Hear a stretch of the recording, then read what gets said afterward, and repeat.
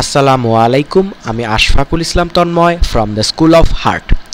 আজকে আমরা ল্যাটেক্সের থার্ড টিউটোরিয়ালটি করতে যাচ্ছি।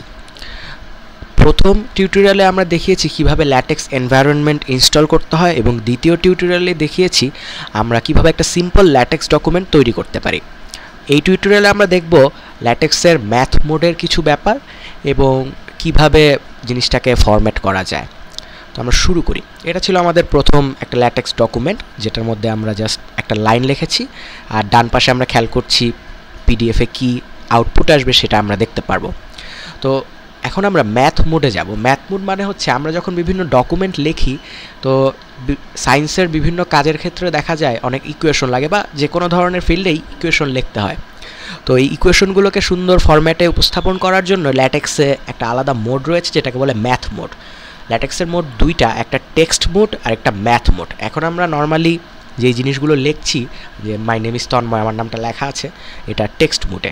তো ম্যাথ মোডে যাওয়ার জন্য আমাকে যে কাজটা করতে হবে, ডলার সাইন ব্যবহার করতে হবে।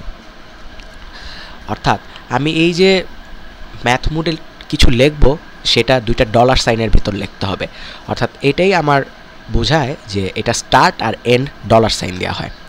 তো আমি সাপোজ একটা ইকুয়েশন লিখলাম, এক্স স্কোয়ার প্লাস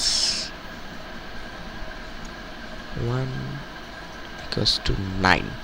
সাপোজ এটা একটা ইকুয়েশন, যাই হোক ইকুয়েশনটা যেটাই হোক, জাস্ট লেখার জন্য লিখলাম।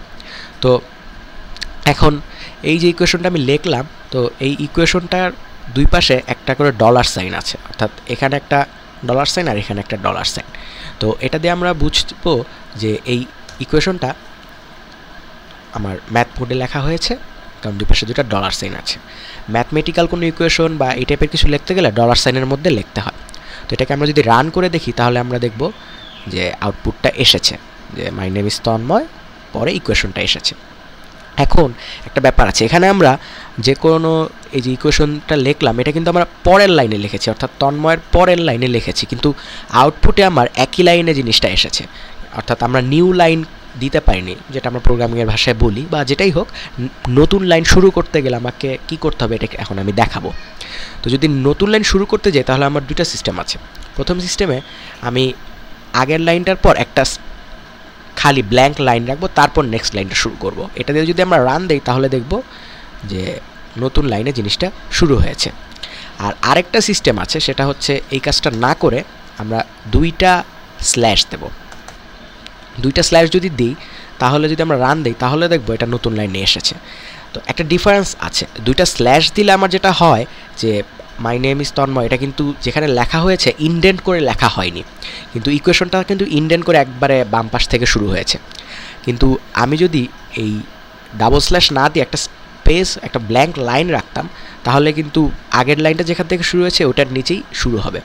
তো এইভাবে আমরা নিউ লাইন দিতে পারি। এই ব্যাপারগুলো সম্পর্কে আমরা আরও পরে ডিটেলস জানবো। এটাই আপাতত নিউ লাইন দেওয়ার বেসিক। এখন আমরা এই ম্যাথ মোডের আরও কয়েকটা জিনিস দেখব।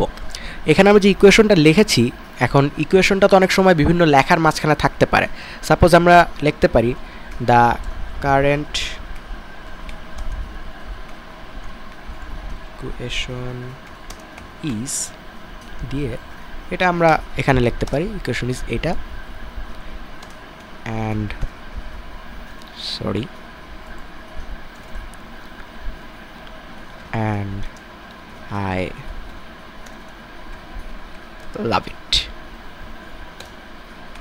তো এখন যদি আমরা এই জিনিসটাকে রান করি, তাহলে দেখব একই লাইনে এসেছে। এটা তো আমরা জানি, দ্য কারেন্ট ইকুয়েশন ইজ এত এবং আই লাভ ইট। আমরা একটা লাইন নিচে নামিয়ে দিলাম, রান করলাম। তো এখন এটা একটা লাইন নিচে নেমে গিয়েছে, কিন্তু ম্যাথ মোডে লিখলেও আমার এই ইকুয়েশনটা কিন্তু এই লাইনের মাঝখানে এসেছে। কোনো কোনো ক্ষেত্রে দেখা যায় আমরা হয়তো ইকুয়েশনটাকে আলাদাভাবে প্রকাশ করতে চাচ্ছি, অর্থাৎ লেখা এবং ইকুয়েশন একটু আলাদা হবে। তো সেক্ষেত্রে আমরা ডাবল ডলার সাইন ইউজ করতে পারি।